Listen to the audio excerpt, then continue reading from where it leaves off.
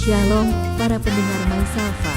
Puji Tuhan jika pada pagi ini kita masih diberikan kesempatan untuk dapat beraktivitas.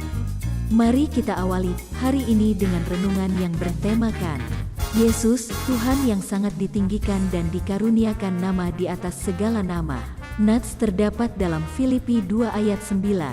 Ayat ini mengatakan tentang Yesus bahwa Allah sangat meninggikan Dia dan mengaruniakan kepadanya nama di atas segala nama. Apa yang dimaksud dengan hal itu? Mengapa Allah melakukan itu? Apa pengaruhnya bagi kita yang hidup di masa ini? Marilah kita mendengarkan renungan yang akan dibawakan oleh Ibu Agustin Wiryomiharjo. Tuhan Yesus memberkati.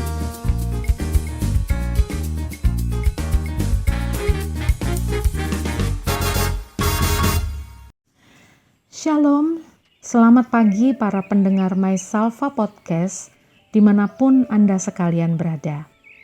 Apa kabar?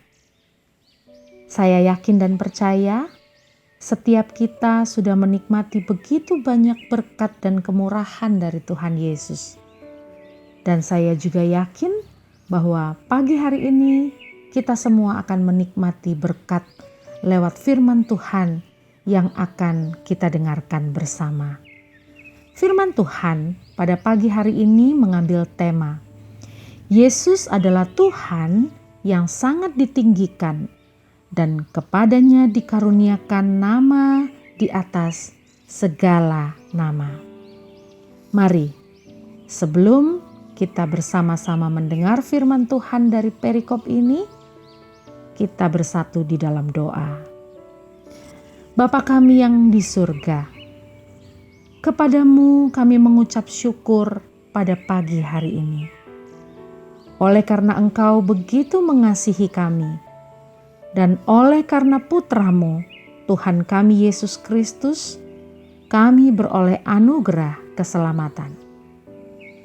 Kami bersyukur Tuhan untuk hidup kami, untuk setiap kesempatan yang Tuhan berikan bagi kami, senang maupun susah, sakit maupun sehat, berkecukupan ataupun berkekurangan. Kami sungguh tahu bahwa Engkau selalu bersama dengan kami. Biarlah firman Tuhan pada pagi hari ini akan mengingatkan kepada kami betapa beruntungnya kami memiliki Engkau, Yesus, sebagai Tuhan. Dan betapa besarnya kasih-Mu, sehingga sekalipun sesungguhnya kami tidak layak, Engkau sudah melayakkan kami. Sembunyikan hamba-Mu Tuhan di balik salib-Mu, dan biarlah firman-Mu bertahta di dalam hati kami. Ampuni dan kuduskan kami semua. Di dalam nama Tuhan Yesus, kami berdoa. Amin. Saudaraku yang diberkati oleh Tuhan, Filipi 2 ayat 9 adalah ayat tema kita pada pagi hari ini. Di sana firman Tuhan berbunyi demikian. Itulah sebabnya Allah sangat meninggikan Dia dan mengaruniakan kepadanya nama di atas segala nama. Mari kita perhatikan kata itulah sebabnya yang ada di awal ayat. Kata itulah sebabnya menunjukkan bahwa ada sikap Tuhan yang disebabkan oleh sesuatu yang membuat Tuhan meninggikan Yesus dan mengaruniakan kepadanya nama di atas segala nama. Segala sesuatu yang dilakukan oleh Tuhan itu ada sebabnya. Sebagai contoh demikian, saya menyebut anak saya sebagai anak saya karena dia adalah anak saya. Dia adalah darah daging saya, dia adalah orang yang saya kasihi, dia adalah orang yang memanggil saya mama, dia adalah orang yang menuruti permintaan saya, perintah saya, Dia adalah anak yang menyenangkan hati saya. Karena itu, saya memanggil dia anak saya. Demikian juga dengan Bapa di surga. Ketika Bapa di surga mengatakan bahwa Yesus dimuliakan dan kepada Yesus diberikan nama di atas segala nama, ada sebabnya. Apa sebabnya? Itulah yang akan kita pelajari bersama pada pagi hari ini. Firman Tuhan pada pagi hari ini itu ada di dalam satu bagian perikop.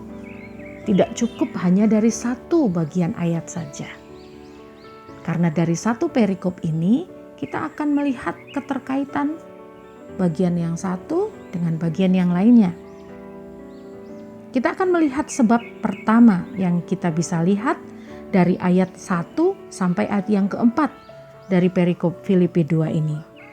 Kita perhatikan firman Tuhan berkata demikian. Jadi, karena dalam Kristus ada nasihat, ada penghiburan kasih, ada persekutuan roh, ada kasih mesra dan belas kasihan. Karena itu, sempurnakanlah sukacitaku dengan ini. Hendaklah kamu sehati sepikir dalam satu kasih, satu jiwa, satu tujuan, dengan tidak mencari kepentingan sendiri atau puji-pujian yang sia-sia. Sebaliknya, hendaklah dengan rendah hati yang seorang menganggap yang lain lebih utama daripada dirinya sendiri. Dan janganlah tiap-tiap orang hanya memperhatikan kepentingannya sendiri, tetapi kepentingan orang lain juga. Bapak, Ibu, Saudara yang diberkati oleh Tuhan, ini adalah nasihat yang sangat jelas. Tuhan Yesus mengajar kita untuk memiliki kasih dan hidup dalam persekutuan dengan Roh Kudus. Di sini dikatakan sehati sepikir, satu kasih, satu jiwa, satu tujuan.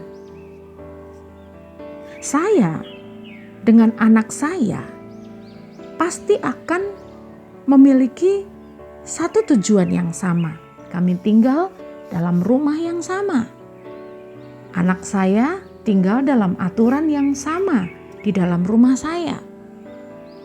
Anak saya melakukan apa yang saya minta. Ketika saya sakit, anak saya ikut merasakan susah. Demikian juga sebaliknya. Ketika anak saya sakit, saya juga turut merasa susah. Kami adalah satu, tidak bisa dipisahkan satu dengan yang lain. Mungkin ilustrasi ini tidak begitu tepat, tetapi apa yang ingin Tuhan sampaikan kepada kita sangat jelas. Tuhan Yesus ingin supaya kita punya persekutuan dengan Roh Kudus. Karena Roh Kudus itu tinggal di dalam kita. Orang-orang yang hidupnya bersekutu dan berpadanan dengan Roh Kudus akan memiliki kehidupan yang dipenuhi kasih seperti Yesus. Orang-orang tersebut tidak haus pujian. Mereka rendah hati, suka mengutamakan orang lain, dan suka memperhatikan kepentingan sesamanya. Karena itulah teladan yang diberikan oleh Yesus kepada setiap kita. Yesus datang ke dalam dunia bukan untuk dirinya sendiri, melainkan untuk keselamatan umat manusia. Yesus datang untuk membawa damai. Dan Yesus mau supaya kita semua yang sudah diselamatkan juga menjadi pembawa damai. Satu misi dengan Dia. Tahu bagaimana mengutamakan dan mengasihi orang lain seperti yang sudah Tuhan Yesus lakukan ketika Ia ada di dalam dunia. Itulah sebab pertama. Kita akan pelajari sebab kedua. Apa yang menyebabkan Tuhan meninggikan Yesus dan mengaruniakan kepadanya nama di atas segala nama. Mari kita perhatikan ayat berikut dari perikop ini, yaitu ayat yang ke-5 hingga ayat yang ke-8. Firman Tuhan berbunyi demikian. Hendaklah kamu dalam hidupmu bersama menaruh pikiran dan perasaan yang terdapat juga dalam Kristus Yesus, yang walaupun dalam rupa Allah, tidak menganggap kesetaraan dengan Allah itu sebagai milik yang harus dipertahankan, melainkan telah mengosongkan dirinya sendiri dan mengambil rupa seorang hamba dan menjadi sama dengan manusia. Dan dalam keadaan sebagai manusia, ia telah merendahkan dirinya dan taat sampai mati, bahkan sampai mati di kayu salib. Bapak Ibu yang diberkati oleh Tuhan, apa arti ayat ini? Ayat ini menjelaskan kepada kita bahwa Yesus adalah Allah. Dia adalah Raja di atas segala raja. Dia adalah Tuhan. Tetapi pada saat itu, dalam keadaannya sebagai manusia, Yesus tidak menjadi sombong. Yesus tahu persis apa tujuannya datang ke dalam dunia. Yesus sangat sadar bahwa dia datang sebagai manusia untuk menggantikan setiap manusia yang hidupnya di dalam dosa, untuk mengalami penghukuman di atas salib, supaya semua umat manusia mendapatkan pengampunan dari Tuhan dan hidup yang kekal. Sekalipun pada satu ketika di Taman Getsemani, Yesus dalam kegentarannya sempat meminta untuk cawan itu dilalukan dari hidupnya. Tetapi Yesus tetap taat, bahkan sampai mati di kayu salib. Teladan apa yang kita bisa ambil dari bagian ini? Tuhan ingin kita bersyukur. Karena kalau bukan oleh pengorbanan Yesus, apa yang akan terjadi pada hidup kita? Kalau bukan karena pengorbanan Yesus, setiap manusia sebaik apapun dia akan mengalami maut dan neraka. Tuhan ingin kita belajar bersyukur. Lalu Tuhan juga ingin kita belajar taat. Karena keselamatan bukan barang murahan. Darah Yesus yang sangat mahal, seyogyanya kita responi dengan ketaatan kepada Tuhan. Semua yang sudah dilakukan oleh Yesus sekiranya bisa menjadi teladan hidup yang terus-menerus kita lakukan, supaya kita menjadi saksi bagi sesama bahwa oleh darahnya kita diselamatkan dan oleh Roh Kudusnya kita diubahkan dan menjadi berkat. Bersyukur dan taat. Tidak ada yang bisa kita sombongkan di dalam hidup ini. Sesungguhnya semua hanya oleh karena kasih karunia. Ribuan tahun yang lalu, Yesus sudah meneladankan hal itu. Sekalipun dia adalah Tuhan, dia tetap taat kepada Bapanya, bahkan taat sampai mati di kayu salib. Tanpa ketaatan dan tanpa rasa syukur oleh karena anugerah Allah, kita tidak akan pernah bisa jadi berkat buat orang lain. Saudaraku yang diberkati oleh Tuhan, sekarang kita tahu apa yang mendasari Tuhan meninggikan Yesus dan mengaruniakan kepadanya nama di atas segala nama. Ayat 10 dan 11 menjawab hal tersebut. Firman Tuhan berkata, supaya dalam nama Yesus bertekuk lutut segala yang ada di langit dan yang ada di atas bumi dan yang ada di bawah bumi, dan segala lidah mengaku Yesus Kristus adalah Tuhan bagi kemuliaan Allah Bapa. Inilah puncak penginjilan atau berita kabar baik, yaitu keselamatan bagi seluruh umat manusia. Yesus yang adalah Tuhan adalah pembawa kabar baik.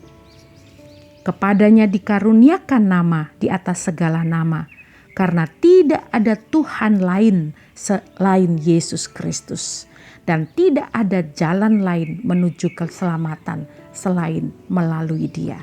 Yohanes 14 ayat 6.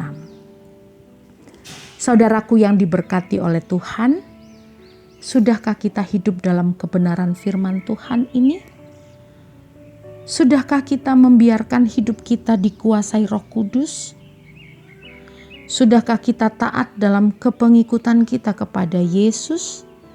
Dan sudahkah kita menjadikan Yesus sebagai satu-satunya Tuhan dan Juru Selamat dalam hidup kita? Ataukah kita masih membiarkan hidup kita dikuasai oleh dunia? Firman Tuhan pada pagi hari ini berbicara jelas, mengajarkan kepada kita bahwa Tuhan sendiri yang meninggikan Yesus dan mengaruniakan kepadanya nama di atas segala nama. Bahwa Tuhan sendiri yang mengakui Yesus adalah Tuhan, Tuhan yang menjadi manusia untuk menyelamatkan kita. Marilah dalam kehidupan kita terus berdoa supaya kita menjadi kuat. Dunia di luar sana akan terus menjadi tantangan dalam hidup ini. Kesulitan hidup, bahkan orang-orang yang kita jumpai, akan mencoba mengalihkan mata dan hati kita dari Kristus. Karena kita sekarang sudah tahu bahwa Yesus adalah Tuhan, berdoalah dan kuatlah di dalam imanmu, agar bukan saja hidup kita diberkati dan menjadi berkat, namun kita akan mengalami kekekalan bersama Tuhan. Itulah anugerah yang terbesar. Tuhan Yesus kiranya menolong kita untuk lebih jauh memahami kehendak firman-Nya dan menolong kita untuk melakukannya. Tuhan memberkati kita sekalian. Mari kita satu di dalam doa. Ya Tuhan Yesus, kami bersyukur atas firman-Mu. Kami mohon Roh Kudus, tolong kami, supaya kami bukan saja mengerti, tapi kami dikuatkan untuk melakukan firman dalam hidup kami. Ampuni salah kami Tuhan, dan layakkan kami untuk kebenaran firman-Mu.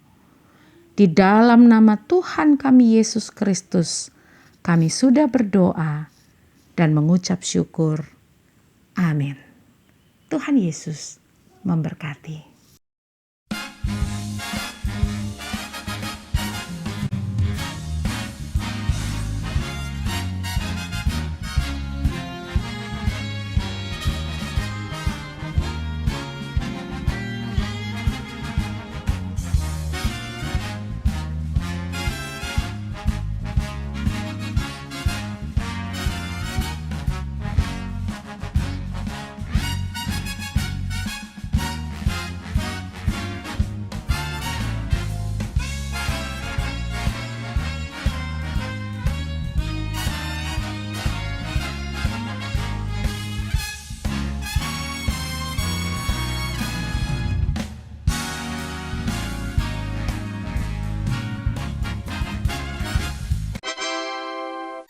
My Salva.